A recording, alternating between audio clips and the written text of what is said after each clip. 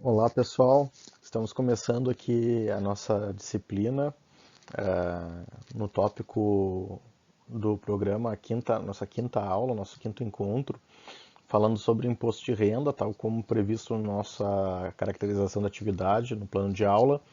E o tema de hoje, então, é o imposto que incide sobre a renda, o imposto de competência da União. E eu coloco para vocês no material aqui gravado e também depois eu disponibilizei esse resumo em PDF no Moodle, com todo esse detalhamento da legislação que rege. A legislação do imposto de renda ela é bem complexa, ela é bastante esparsa, tem muitas normas esparsas, mas eu consegui condensar ali nessa lâmina aí as principais normas. Se você quiser se aprofundar e ter mais informações de uma forma mais organizada, o decreto 9.580, o regulamento do imposto de renda, ele organiza isso de forma mais sistematizada. Em cada uma das normas lá faz remissão ao texto de lei que dá origem àquele tipo de regulamentação, certo?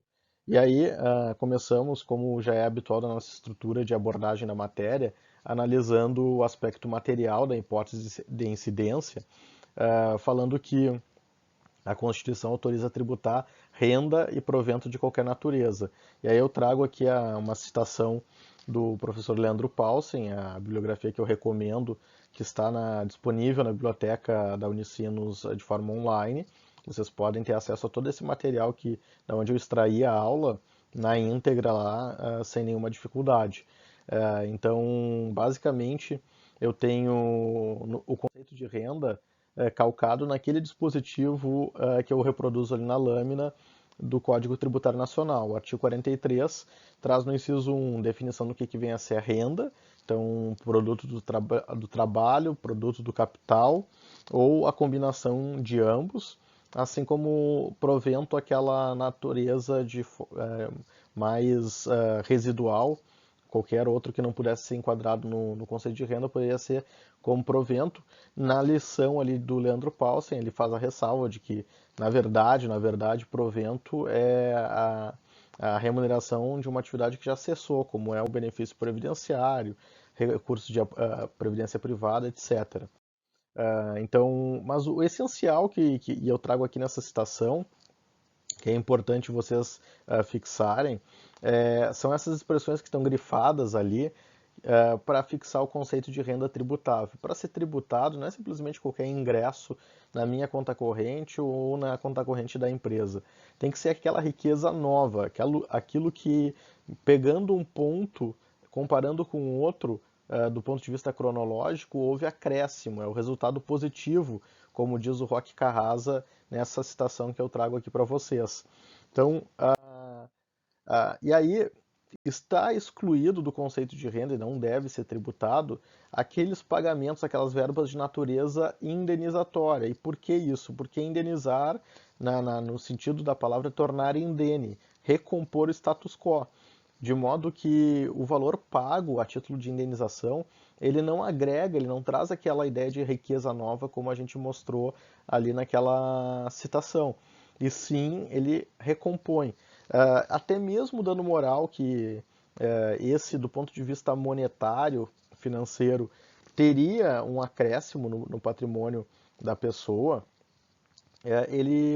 pelo enunciado da súmula que eu coloquei ali, do STJ, ele está pacificado a não incidência da tributação, em que pese efetivamente, do ponto de vista econômico, o contribuinte tenha incrementado o seu patrimônio, só que ele perdeu outros atributos da personalidade, seja a honra, seja o descanso, o sossego, a boa fama. Qualquer um desses atributos da personalidade que foram recompostos em pecúnia não devem ser sujeitos, submetidos à tributação. E aí eu elenco uma série de outras verbas que geraram certa discussão no embate jurisprudencial e que a matéria veio a ser pacificada pelo Superior Tribunal de Justiça, a sua natureza é indenizatória e, portanto, não tributável. Ou seja, a renda não é tributada. E aí eu, de outro lado, trago aqui a exemplificação casos em que a discussão foi para o caminho oposto. O judiciário, nos seus pronunciamentos, entendeu que a matéria deveria ser submetida à tributação, porque essas verbas compõem, sim, o salário, têm natureza salarial. E aí, eu chamei a atenção de vocês aqui sobre algumas regras constitucionais que orientam o imposto de renda. Elas estão, quando caem no concurso, as bancas examinadoras sempre perguntam: informe e identifique quais são os princípios constitucionais do imposto de renda. O que você tem que lembrar? Que ele está previsto lá no artigo 153, parágrafo 2º, que é generalidade, universalidade e progressividade.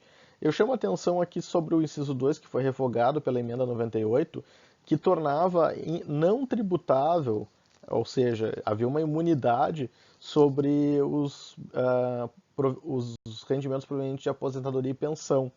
E aí isso foi revogado por parte da emenda 20, que foi a reforma tributária e também, especialmente previdenciária, feita no governo Fernando Henrique. Falando especificamente dos princípios, a generalidade, então, da ideia de tributação de todos os contribuintes, na ideia de que todos são iguais e há uma isonomia tributária, todos os contribuintes que tiverem renda devem se submeter à tributação.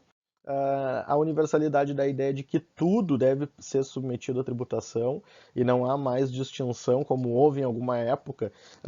Algumas verbas e algumas profissões tinham, dado seu caráter honorífico, um tratamento diferenciado. Hoje no Brasil não há qualquer distinção sobre as verbas salariais, remuneratórias, para efeito de incidência do imposto de renda. A progressividade é um elemento importante que deve ser compreendido junto com outras normas constitucionais que vocês estudaram lá no Tributário 1. Capacidade contributiva, isonomia e não confisco. Então, eu faço um quadro, síntese aqui, para ilustrar todas essas normas trabalhando em conjunto. Então, eu tenho uma proteção mínimo vital, que é a proteção conferida pela Constituição à dignidade da pessoa humana. Então, pessoas com uma renda que não revela a capacidade de contribuir, que teria comprometido o seu mínimo existencial, estão ali abaixo da zona de tributação, então não entram e por isso tem essa proteção. Depois desse limite que está aqui, a gente passa a entrar na zona de passível de sofrer a tributação. E aí a gente tem a progressividade, que nada mais é do que graduar a capacidade que cada contribuinte tem de contribuir, exatamente como está previsto no artigo 145, parágrafo 1º.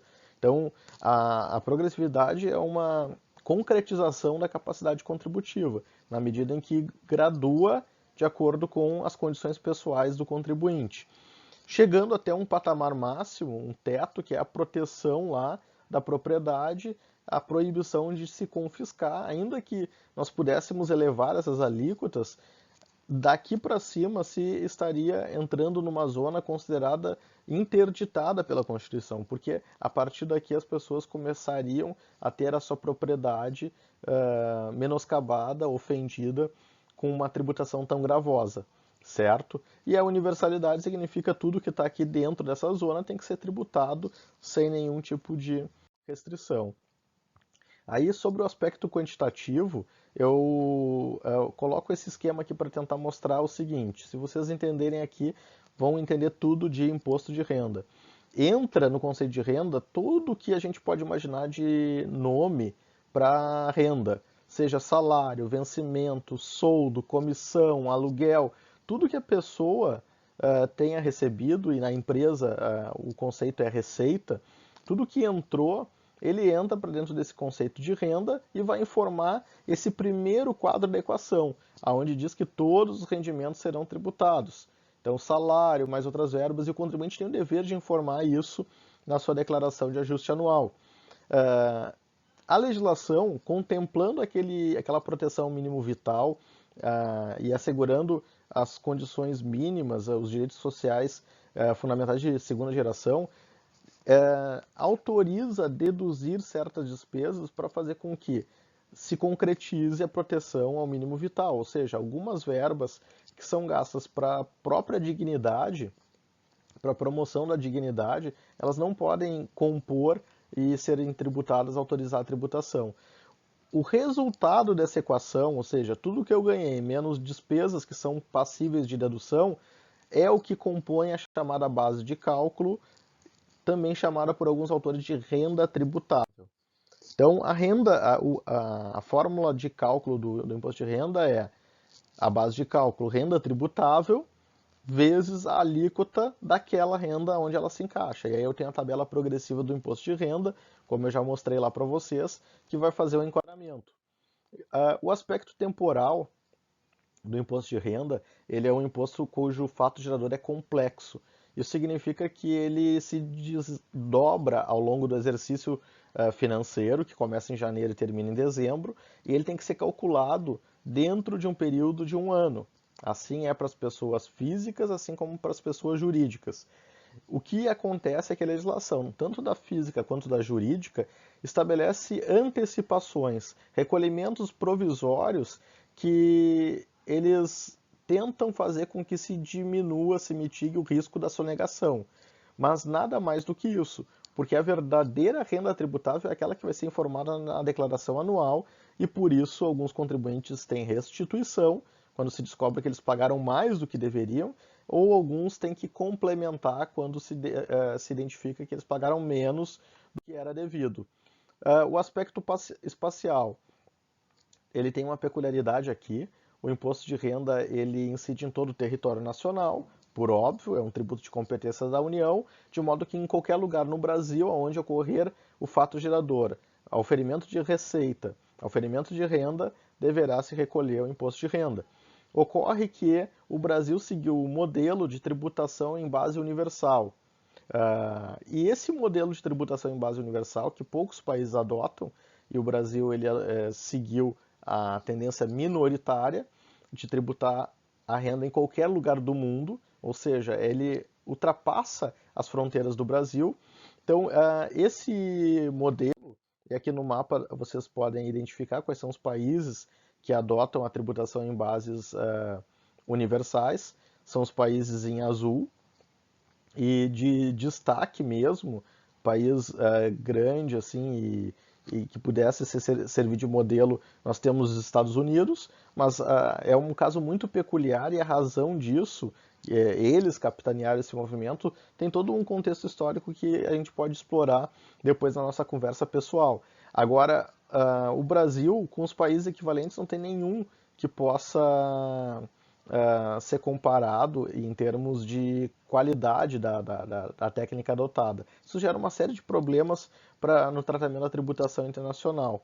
Então, e por fim, o nosso encontro termina aqui falando sobre o aspecto pessoal. Então, o contribuinte está no artigo 45 do CTN, que é o titular da renda, ou seja, quem recebeu o dinheiro, mas há uma característica própria do imposto de renda que está descrita no parágrafo único, que a lei pode atribuir à fonte pagadora, ou seja, a empresa que eu trabalho, eu recebo o salário e ela me desconta o imposto de renda.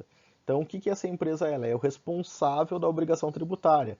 Ela retém o imposto de renda e passa para a Receita Federal. Mas o contribuinte deste valor, desse salário pago, é o Ederson, é a pessoa física. Então, não confundir as obrigações do contribuinte, as obrigações do responsável e, no caso da empresa para a qual eu trabalho, ela também tem as suas próprias obrigações de recolhimento do imposto de renda da pessoa jurídica, que não se confundem com aquelas que ela desempenha enquanto responsável tributário. Então, em resumo, essa síntese do imposto de renda. Recomendo bons estudos e boa leitura e até o nosso encontro ali presencial na videoconferência.